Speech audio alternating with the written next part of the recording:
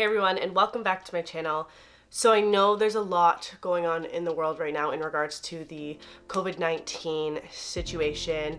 Unfortunately, a lot of people are having to remain in their households and kind of self-quarantine for the next 14 days. When I will be filming this video, it'll be about 14 days. And I know that some people are struggling with the idea of, I always go to the gym. The gym is my, release from everything I do in life, whether it's work or have a stressful household. And I know it can be difficult, but we all are managing to just create some at-home workouts. There are many options of doing different exercises within your actual household or apartment building. For cardio, for example, you can go on a walk, you can go on a cycling ride. Yes, it may not be super warm out because where I live in Canada, it's winter time. There is no snow on the ground currently, but it is cold. Just dress warm. Get your heart pumping, get outdoors, breathe in some fresh air. I'm very fortunate enough that my mom had purchased a bicycle, like a stationary one, and a treadmill years ago that has been sitting in our basement, and we do use the treadmill from time to time, but now it's obviously getting its full potential use from all of my family members and I. So after I hit my little HIIT workout, I'm gonna go get some steps in my basement. As for breaking up your upper body, lower body, or full days, whatever everyone's kind of tending to do, there are options. If you don't have specific weights, like I am a little bit limited, I found some dumbbells that my mom had in the closet, but obviously they're not all the weights that I need. For example, for my goblet squats, I usually like to have a 30 to 40 pound kettlebell, but in this situation, I'm gonna be subbing out a big container I found, a half a jug of water, and then 2 8-pound dumbbells I put within the container. And altogether, I put it on a body weight scale, it was 30 pounds. So that's perfect. Obviously, it's gonna be a little bit awkward to grasp, but I'll figure it out, I will make do. And that's gonna be working for my goblet squats. There's a few furniture pieces that I'm able to manage to use as well. So like there's this bench that we use at the front door of our house, and I just moved it to the living room, and I'm gonna do single leg hip thrusts. I'm upping the rep range on a lot of the movements, and then I'm just gonna take shorter time breaks in between each set. I wrote out my workout on paper this morning, and I'm actually excited to kind of attack this and see how it goes. Some people may say, the gym is my release from work, from my stressful household, etc. And I'm kind of nervous to be working out at home. It's gonna make me anxious. And my biggest tip I can say is just try to keep your pre-gym routine. So whether that's taking pre-workout or you have a specific playlist you listen to before stepping onto the gym floor. I'm currently taking my Alani Nu pre-workout in Rainbow Candy. I have my little Bose earbuds that I always wear when I'm at the gym. Because I do work from home in regards to YouTube and my podcast, I'm very thankful and grateful and lucky to be able to do so. But because I live with my parents still, my dad also has an office at home. So to be respectful to his working time and space, I can't just blast music on a external big speaker, right? So trying to be mindful and use the space that I have, but also respectful of other people's working time. So I'm gonna be hitting 4 to 5 exercises today and see how that goes. I will check in at the end to give a little bit of a recap of how everything went.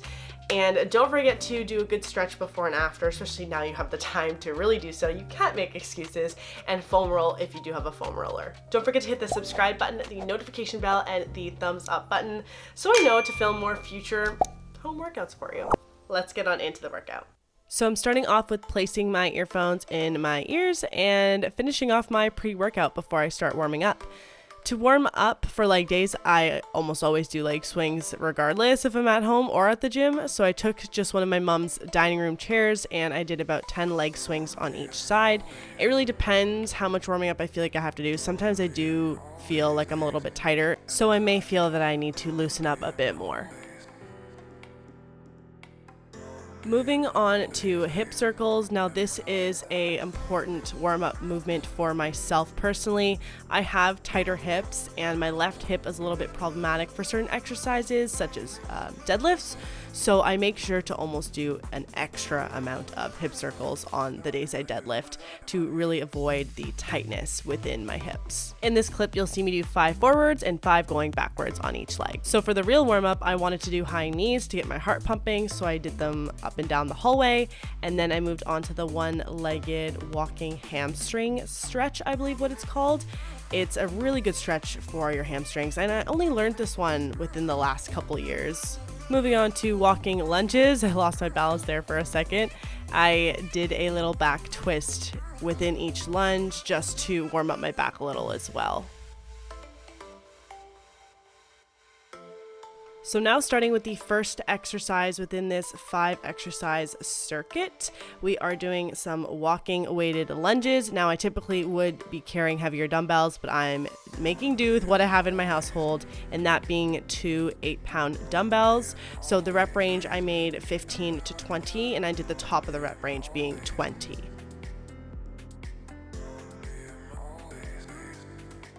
The next movement in this circuit is a lying leg curl, and as you can see, I put the 8-pound dumbbell in between my feet, and I made this rep range a lot higher, so I would recommend 20 to 30 reps. I did 30, and I was most definitely feeling it towards the end of the circuit, like I would say the 4th or the 5th round. Make sure you get a good mind-muscle connection, and it will really help you feel this exercise. Really squeeze at the top, lower down slowly, squeeze at the top, lower down slowly, and keep your hips square into that bench. Do not move them. And by moving them, I mean do not raise your hips off of the bench. Moving on to goblet squats. Now I didn't have a 30 to 40 pound dumbbell or kettlebell, which I would typically use for this exercise. So I filled up an empty container with a water jug and 2 8-pound dumbbells. I put myself on a bodyweight scale and I put this bucket on with me, and I did the math, and this was about 30 pounds. So it actually worked out quite well. This one was a super effective movement. You can kind of see in my quads and hamstrings there when I'm very low. The rep range for this one was 10 to 15, and I did 15 per set. The last exercise that I'm putting in this circuit is a single leg hip thrust, and these are so underrated. The rep range I did was 15 to 20, and I honestly could only do the bottom of the rep range being 10. It is a killer, my God. So I did 10 on each leg, and I did that for 5 rounds. I highly recommend adding a barbell or a little plate to this if you have one, or even a resistance band. This is a really good exercise. I highly recommend trying for your next leg day.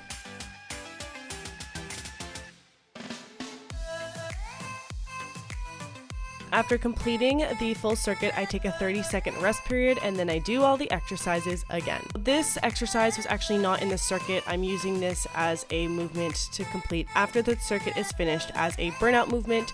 So it is a seated hip abduction on the bench. The rep range is 15 to 20, and I did 20. This is absolute killer. It definitely was a burnout.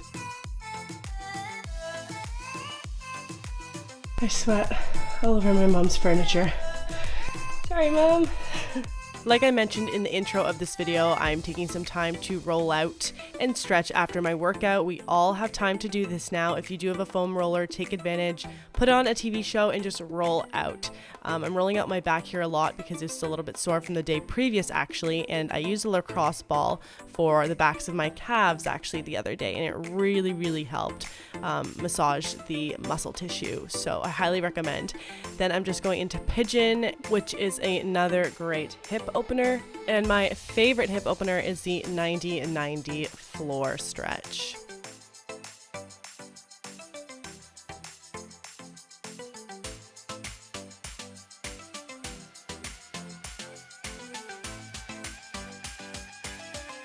So now that I'm done my workout, I just wanted to say that I am tired. So it just goes to show that you can have an effective workout that really just kicks butt at home. I'm gonna do an upper body day as well, and I'm gonna record that and get it up for you guys. I'll probably throw some abs in that day as well. I really hope you guys enjoyed this video, and until next time, I will see you in the next one.